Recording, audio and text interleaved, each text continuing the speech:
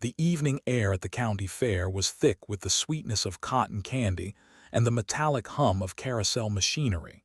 Children ran with glow sticks, their laughter rising above the grind of the Ferris wheel. A brass band played from the gazebo, its trumpets bright and full of cheer. Families leaned against food stalls under strings of colored bulbs that flickered gently in the breeze. Fireworks were stacked for later, waiting to crown the night with light. It was the kind of gathering where trust felt unbreakable, where the presence of neighbors promised safety. Near the edge of the fairground, shadows swallowed the back lot. A lone figure stood still, watching the glow of rides and stalls dance across the field. Daniel Cross held his old fire helmet at his side, the once red paint dulled into a lifeless gray. His limp was faint but permanent, the legacy of the fall that had ended his service. He was invisible among the noise, a ghost in the place he once protected. A small boy climbed onto his father's shoulders to see the Ferris wheel turn against the darkening sky. Couples kissed in the neon light. The smell of fried dough mingled with gasoline fumes drifting faintly from generators. No one noticed the canisters hidden behind a row of concession trailers. No one thought to glance at the man who had carried hoses and axes into burning houses years before.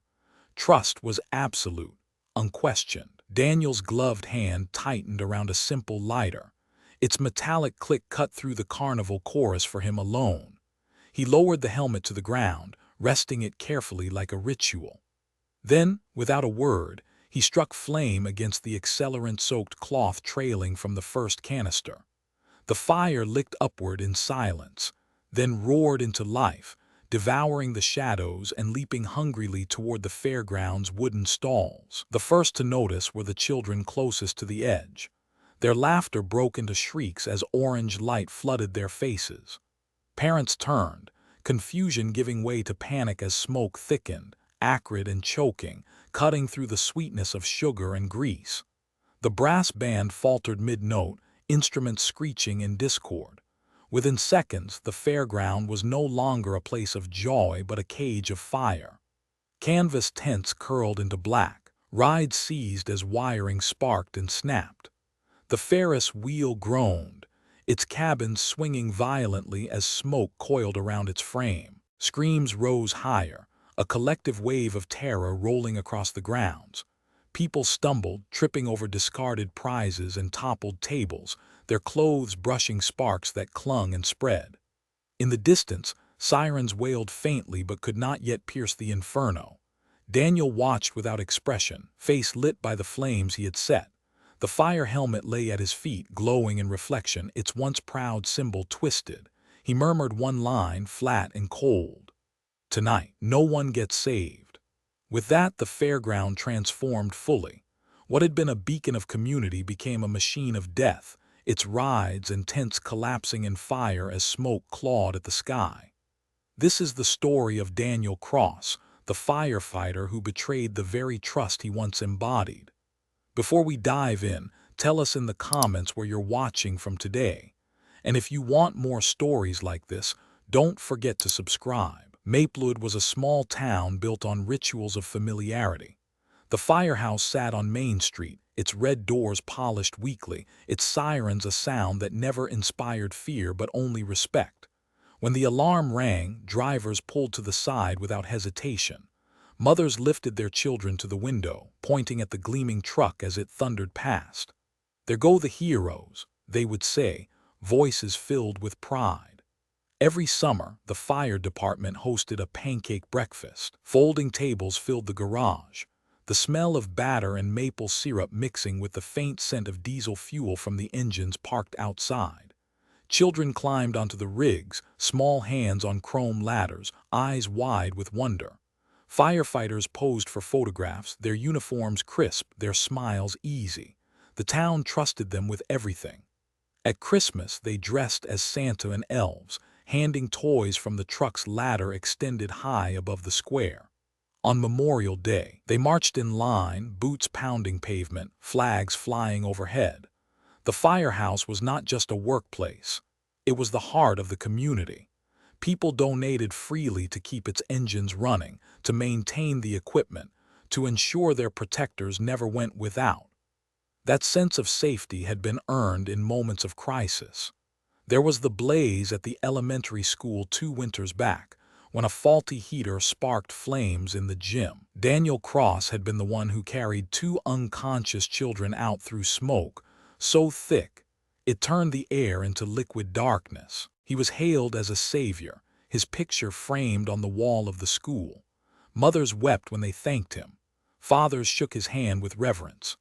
At block parties, the firefighters were always welcome guests.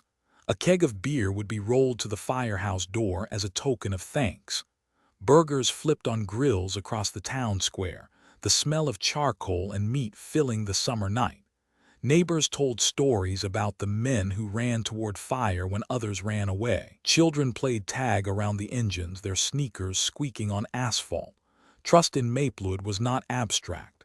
It was tangible, lived, and reinforced every time the siren wailed. Firefighters were given keys to locked doors in emergencies. Residents left spare house keys at the firehouse in case of accident. If a firefighter knocked on your door, you opened it. No questions asked. No suspicion. The fairground itself was a monument to that trust. Built with volunteer labor decades earlier, it was maintained each year by firehouse crews. The wooden stalls, the Ferris wheel framework, the ropes that held down the tents, all checked annually by men like Daniel. Children felt safe wandering alone, parents felt secure letting them. The firehouse has eyes everywhere, people would say, and they believed it. Even on nights when accidents broke the calm, when a kitchen fire destroyed a home or a car crash left wreckage across the highway, the community never wavered. They would see the engines arrive, lights flashing, men climbing out with practiced precision, and relief would wash through them. It was Maplewood's unspoken contract. The firehouse protects, the people trust. In this world of certainty, betrayal seemed impossible. No one imagined that a symbol of salvation could turn into an agent of ruin. No one thought the man who once carried children through fire would one day ignite it himself. The town of trust was built on rituals, and those rituals would soon be twisted into instruments of horror. Faces filled the fairground that evening, each a thread in the town's tightly woven fabric. Families gathered in clusters, balancing plates of fried food, their voices carrying over the music. Children darted between legs with stuffed animals clutched in their hands. Teenagers lingered near the rides, their laughter edged with nervousness and first crushes. The old and the young mixed easily here, all bound by years of trust and recognition. At the cotton candy stall, Martha Green, 68, handed out pink and blue clouds of sugar. She had once been pulled from a house fire when her stove caught a blaze 15 years earlier. It was Daniel Cross who had carried her out then, his jacket singed, his voice steady as he reassured her. Tonight she smiled without worry, unaware that the man who once saved her was watching from the shadows. On the Ferris wheel, 2 brothers leaned over the safety bar, pointing at the fireworks stacked at the far end of the grounds. Their father had been a volunteer firefighter once, and he spoke with pride about the town's engines and men. The boys wore paper hats shaped like fire helmets, their faces sticky with melted ice cream. Their laughter was unguarded, pure. Beside the carousel, a group of high school girls snapped photographs, their sequined tops catching the colored lights. One of them, Lee Murray, had been a toddler when her family's garage went up in flames. Her parents always told the story of the firefighter who carried her out wrapped in a blanket. They told it as a tale of gratitude, of how Maplewood never forgot its protectors. Tonight she posed for a picture, smiling wide, unaware that her rescuer's memory had curdled into something else. Elderly couples shuffled along the midway, the music echoing faintly in their ears. Children tugged at their hands, urging them toward the games where goldfish swam in small plastic bags. Vendors shouted, their voices competing with the brass band. The smell of smoke from grills lingered in the cool air, harmless and festive. No one thought of fire as a threat. Fire was distant, controlled by the men in uniform who carried hoses and axes. A small crowd gathered at the pie-eating contest, cheering loudly as competitors stuffed their faces with blueberry filling. The announcer's voice boomed through a crackling speaker, drawing applause and laughter. Among the crowd was Janet Holloway, whose kitchen fire had nearly claimed her home 3 years ago. She had hung a photograph of her scorched living room beside the plaque of gratitude she received from the firehouse. She stood now with her husband and children, laughing freely, the danger of fire far from her mind. Everywhere across the fairground were faces touched by fire, each connected in ways they no longer considered. Survivors who once whispered prayers of thanks now lived casually, their brush with death long faded. They carried with them no suspicion, only trust.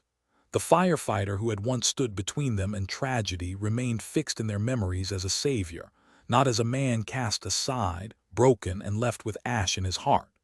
Daniel Cross had not been forgotten, but he had been replaced. A younger generation of firefighters posed for photographs, their names shouted with admiration. His portrait no longer hung in the firehouse lobby. His heroics were stories buried beneath newer ones. The faces in the crowd no longer turned toward him with gratitude. They did not even recognize him as he walked past, his limp disguised in the bustle, his helmet hidden beneath a coat. Each of them carried within their lives the invisible thread of his past, but none knew the thread was about to burn. Years earlier, the firehouse had been Daniel Cross's second home. He joined the department in his early 20s, eager, strong, and proud. His uniform was always pressed, his boots polished until they caught the light. Fellow firefighters called him dependable, the kind of man who never hesitated at the sound of an alarm. For nearly 2 decades, his life had been measured in shifts, rescues, and the smell of smoke embedded into his skin. The fall came suddenly. A warehouse blaze on the edge of town had raged through the night, heat so intense it melted steel beams into twisted arcs. Daniel had been inside when a ceiling collapsed. He survived only because his crew dragged him out, but his left leg was crushed. The surgeons rebuilt it with plates and screws, leaving him with a permanent limp. The town hailed him as a hero, but the firehouse saw something else, a liability. At first they promised light duty. He filed reports, checked equipment, stood by the radios. But within months, new recruits filled the ranks, their bodies unscarred, their steps quick and sure. Daniel watched as his role shrank, his presence treated more like a reminder of fragility than of valor. His photograph, once placed proudly on the wall after the school rescue, was moved to a back corridor. Then it vanished altogether. The day the chief called him into the office was clear and cold. A framed commendation hung above the desk. The words were rehearsed: budget cuts, safety concerns, difficult decisions. Daniel listened, his jaw clenched, his cane resting against his chair.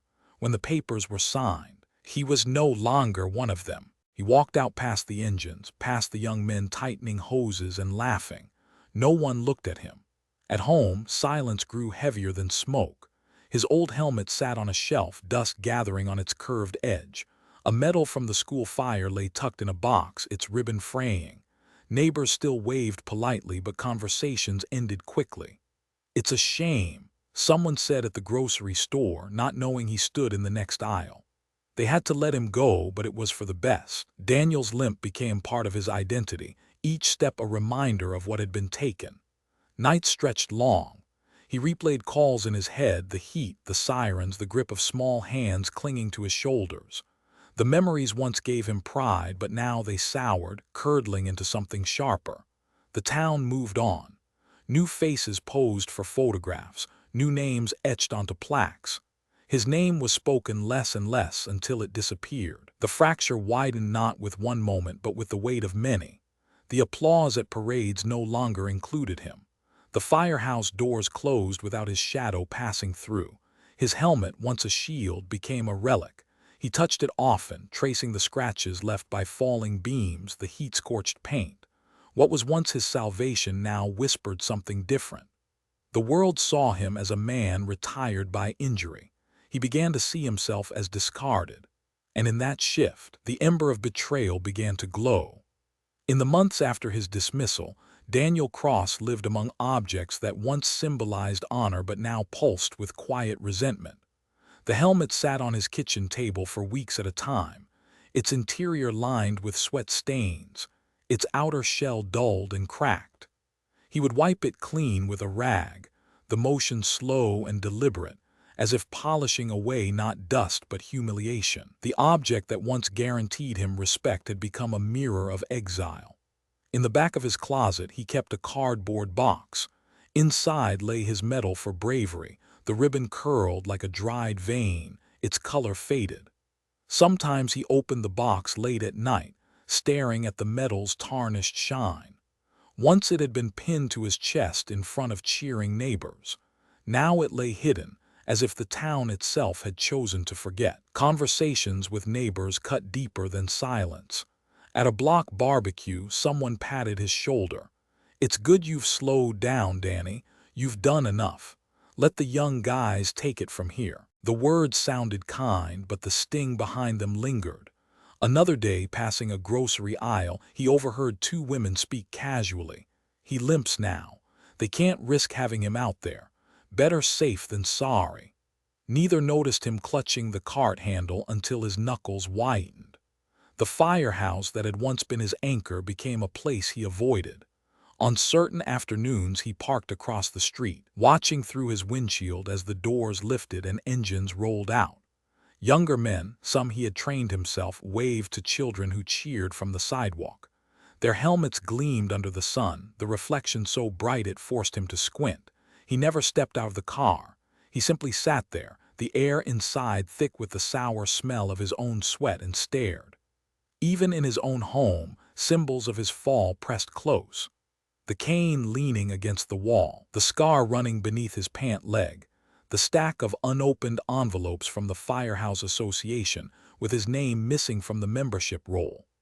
The television blared news stories of fires in nearby towns, new heroes praised, new photographs of smiling men hoisting children in their arms. He turned it off, the silence afterward like static in his ears. On his kitchen counter sat a half-melted candle from a church vigil he had once attended for a fallen firefighter. He lit it sometimes, not in prayer but in defiance, watching the flame consume wax until it collapsed into a pool. The flame fascinated him. It was small, contained, yet powerful enough to undo walls and roofs when given breath. He began to see it not as an enemy but as an ally. The resentment no longer felt passive. It coiled tight, gathering strength with each slight remark, each absence of recognition. The helmet became more than a relic. It became a vow. Every time his hand traced the scorch marks along its brim, the weight of betrayal pressed heavier. The town still clapped when sirens screamed, but they had chosen to erase him from the chorus. Daniel Cross lived surrounded by reminders. They were ordinary objects, a medal, a cane, a helmet, yet each carried the same silent message. He had been cast aside. And in the silence, his thoughts began to shift. If fire had once given him purpose, perhaps it could again. Daniel Cross's workshop smelled of oil, wood, and something sharper. Tools hung neatly on the pegboard, but new items began to appear, not the implements of repair, but of transformation. He bought fuel canisters, explaining at the hardware store that he needed them for his lawn equipment. He carried them home in silence, his limp slowing his steps, the metal containers clinking faintly in the trunk. On his workbench, the fire helmet rested like an overseer. Its shadow stretched across rows of bottles, glass jars filled with gasoline, bleach, and thinner. Each was carefully labeled, not with names but with numbers, as if cataloged evidence in an investigation that had yet to happen. He filled soda bottles with accelerant, their plastic caps sealed tight, the labels still showing cheerful brands. Innocent containers hiding lethal purpose. He modified an old fire hose, trimming and sealing its ends until it became a siphon. The fabric smelled of fuel, its fibers darkened. He practiced drawing liquid from one canister into another, his movements steady, clinical, almost ritualistic. The hiss of liquid moving through rubber became his private soundtrack, a replacement for the sirens he no longer heard. Ordinary tools gained new roles. A crowbar wrapped in cloth became a wedge to prop doors open. Matches, stacked in neat rows, were slipped into waterproof bags. An empty backpack was lined with foil and plastic to conceal the weight of containers. He worked without hurry, each step rehearsed. There was no need for invention. Every object already existed in the world. He only had to twist its meaning. Neighbors saw nothing unusual. They knew Daniel as quiet, injured, a man who tended his yard slowly. They waved from their porches, never questioning the faint smell of fuel that clung to his clothes. When asked, he said he was restoring an old motorcycle. The explanation was accepted easily, for trust had not yet eroded in their eyes. At night, he sat in his garage with the helmet balanced on his knee. Its inner lining was frayed, its shell chipped, but it gleamed faintly under the single overhead bulb. He polished it as he once had before parades and breakfasts, though now the motion was slower, more deliberate. The helmet was no longer a symbol of service. It was a relic of betrayal, and now, an emblem of intent. He practiced carrying the backpack until its weight felt natural against his shoulder. He timed how long it took to walk from his garage to his car, from his car to the edge of town. He drove past the fairgrounds late at night, watching the empty rides sway in the wind, the tents folded into piles. He noted the exits, the placement of hydrants, the positions of lights. The grounds he had once inspected for safety now became a map of weakness. Every object he touched in those weeks carried dual meaning. A hose, a bottle, a helmet, all once tied to life-saving acts, now reassigned to destruction. The line between the two blurred until only intent remained. The preparation was quiet, unseen, and absolute, and with each passing night, the line between man and fire grew thinner. The nights grew colder as the fair approached. Daniel Cross drove slowly through Maplewood's quiet streets, his headlights brushing across houses he had once entered through smoke and flame. Some still bore the faint marks of past rescues. A scorched roof beam, a patched siding panel, a blackened tree trunk that never grew back. He lingered outside them, engine idling, his breath fogging the windshield. The memories clung to him like ash. He tested his work in places no one cared about. An abandoned shed near the highway, its wood rotted and dry, became the first trial. He poured a thin line of accelerant along the floorboards, lit a match, and stepped back. The fire obeyed instantly, rushing forward with a hiss, climbing walls in orange sheets. Within minutes, the roof collapsed inward. Daniel watched from the shadows, his limp forcing him to shift his stance, the helmet in his hand catching the glow. He timed the blaze on his wristwatch. 12 minutes to consume it all. The second trial came at an old barn on a farm long deserted. He carried bottles of accelerant in a duffel bag, his movements steady and unhurried. The barn went up like paper, the smell of burning hay thick and bitter. Again he measured the time, listening to the crackle of beams falling. He knew exactly how fast laughter could turn to screams. After each test, he returned home and cleaned his tools, polishing the helmet last. He placed it on the table, aligned perfectly at the center, as if it were both altar and witness. The helmet reflected the flames in his memory, its surface flickering with ghosts of fire. In the days before the fair, he walked the grounds at night, his limp dragging slightly across the gravel paths. Workers setting up booths barely noticed him. He nodded politely, offering no reason for his presence. He studied the placement of rides, the wiring of food stalls, the canvas tents stretched tight against wooden poles. He noted where crowds would gather thickest, where exits might clog, where engines would struggle to reach. On the eve of the fair, he sat in his garage with the backpack packed full, bottles lined tight, matches sealed, siphon coiled. He set the helmet beside the pack, running his fingers along its cracked brim. It gleamed under the single bulb like a ritual crown. He whispered once, not as a plea but as a sentence. "They forgot me." The plan tightened around him like a noose. There was no hesitation left, no chance of retreat. Each ritual, the tests, the drives, the polishing, had stripped away doubt until only action remained. The town's night of joy was hours away, and he was ready to twist it into ruin. The helmet shone brighter under the light, a silent witness to the vow. The county fair opened at dusk. strings of colored bulbs glowing against the deepening sky. Music drifted from the bandstand, violins tuning, trumpets blasting short notes that echoed across the open fields.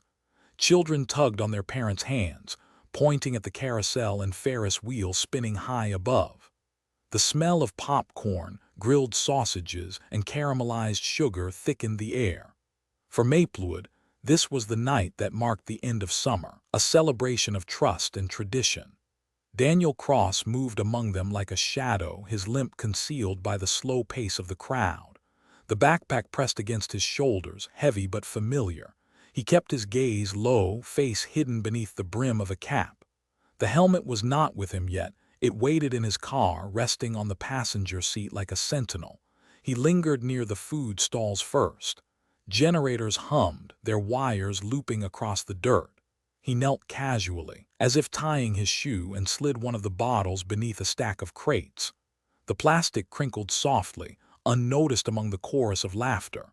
He moved on, placing another near the carousel fence, another beside the cotton candy stand. Each placement was deliberate, each step rehearsed. By the Ferris wheel, the crowd was thickest. Lines of children craned their necks upward, eager for the slow rise into the sky. The metal frame groaned as it rotated, its lights pulsing red, white, and blue. Daniel stood close, the smell of grease and metal coating his tongue. He brushed past a family he once rescued, though they did not recognize him. The mother laughed, her hand resting on her daughter's shoulder. They did not see the bottle he tucked against the base of the support beam. As night deepened, the fair swelled with sound. The brass band launched into a march, drums thundering, trumpets cutting through the chatter. Fireworks were wheeled into place, their tubes pointing at the stars. Daniel stepped back toward the shadows, his path calculated. His backpack was lighter now, nearly empty. He could feel the straps loosen as he walked. Near the edge of the grounds, he paused. He looked once across the sea of faces, lit in shifting colors. Children laughing, couples embracing, elderly couples clapping to the rhythm. They were unaware, unguarded, safe in their belief that fire only arrived to be tamed. Daniel set down the backpack, unzipped its final pocket, and withdrew the matches. The small box rattled faintly in his hand. He bent low, struck a flame, and lowered it to the cloth trailing from one of the hidden bottles. The fire caught instantly, crawling inward, its glow concealed for a moment before it flared. The first explosion came beneath the popcorn stand, a roar that split the music in half. Sparks shot upward, canvas ignited, screams replaced laughter. In seconds, the second bottle burst against the carousel fence, fire sweeping across painted horses as children leapt from the ride. The Ferris wheel shook, its metal groaning under sudden heat, its lights flickering. Daniel stood still, face illuminated by the blaze. He whispered one sentence, flat and final. "Let them see what trust becomes." The fairground transformed at once. A place of joy collapsed into chaos, every spark feeding the inferno.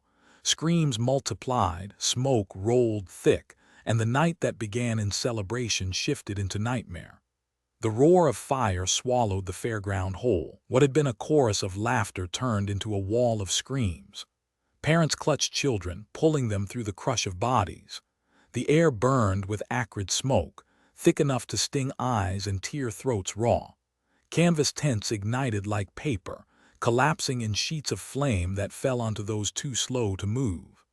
The carousel's painted horses melted into grotesque shapes as sparks spat from its wiring.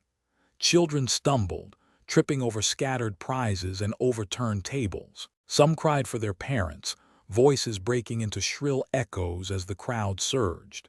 In the chaos, feet slipped on spilled soda, on grease from toppled grills, on shards of shattered glass. The ground itself seemed alive, shaking under the stampede. The Ferris wheel stood as a beacon of terror, its cabin swaying violently. Flames licked its base, black smoke spiraling upward. Passengers trapped high above screamed for help, their voices carrying over the wail of the band's instruments dropped in panic. Metal groaned, threatening collapse, the wheel creaking like an injured animal. Sirens finally broke through the din. Engines raced toward the grounds, their red lights flashing against walls of fire. But the roads were choked with fleeing cars, parents reversing wildly, horns blaring. Firefighters leapt from trucks, hauling hoses, their boots sinking into mud as they tried to push through the chaos. They shouted orders, their voices hoarse, but panic drowned them out.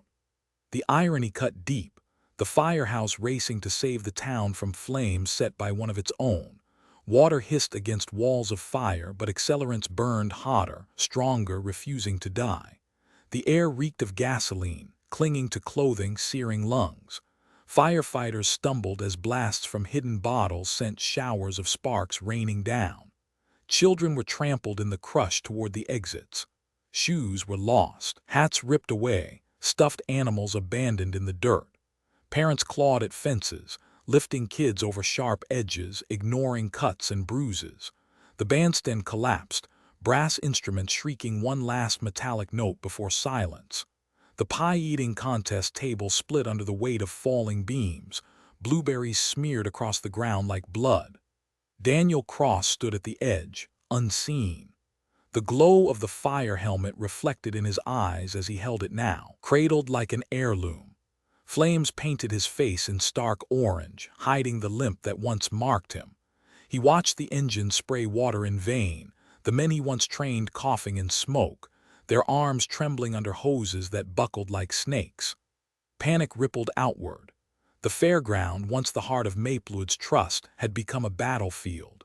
Screams, smoke, sirens, and collapsing metal blended into a single unending noise. The town that believed fire was always an enemy defeated by heroes now learned that fire could be betrayal itself. The inferno showed no mercy, and the night had no end in sight. The fire died only when there was nothing left to burn. Dawn revealed the fairground reduced to a black skeleton, metal twisted into grotesque shapes, ash drifting like snow across the silent fields. Fire engines still sprayed steaming piles, their hoses hissing into the rubble.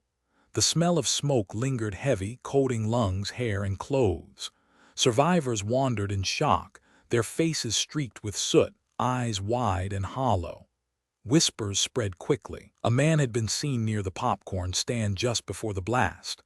Another swore they recognized the limp. A child told police about a figure holding something shiny near the Ferris wheel. The details were fractured, but the shape of suspicion grew familiar. It pointed not at a stranger, but at someone they had once trusted. By mid-morning, officers arrived at Daniel Cross's home. The garage smelled faintly of fuel, the workbench lined with empty bottles. On the table lay the fire helmet, polished to a dull gleam, its brim scarred by old heat. The backpack sat open, straps stained and frayed. The cane leaned against the wall, a silent witness. Daniel himself sat in a chair at the center of the room, waiting. He did not resist. The cuffs clicked around his wrists as if completing a ritual. Neighbors watched from porches as he was let out, their faces frozen in disbelief. Some shook their heads, others whispered. One woman gasped, recognizing him as the man who had once carried her daughter from smoke. At the station, investigators laid objects across the table, melted bottles, fragments of cloth, pieces of siphon tubing. The helmet rested among them, its surface reflecting the fluorescent lights. They asked him why. Daniel's voice was flat, his gaze fixed on the helmet. "They wanted me gone," he said. "Now they know what it means when I am gone." The words were written down, repeated back, recorded in cold ink. The officers pressed him for details, but his answers came short, clipped, each more chilling than the last. He spoke of trust like it was a weapon, of fire like it was truth. A manifesto was found among his belongings, pages scrawled with accounts of his rescues, each retold not as triumphs but as debts unpaid. He described the medal hidden in a box, the photograph removed from the firehouse wall, the silence that followed his fall. The last page was the simplest, 3 words beneath a sketch of the helmet. "Fire remembers betrayal." The officers closed the file. Daniel Cross had confessed, not with regret but with a steady voice that left no doubt. The man once trusted with keys to every door had become the monster hiding in plain sight. The courthouse filled long before the trial began. Reporters lined the steps, their cameras aimed at the doors as deputies led Daniel Cross inside. Shackles clinked against the marble floor, echoing in the vaulted chamber. He wore no uniform now, only plain clothes, his limp exaggerated by the weight of chains. Yet his presence carried the same gravity as a siren once had. People stopped, stared, and whispered. Inside, the walls were draped with black and white photographs of Maplewood's history, parades, community gatherings, the old firehouse.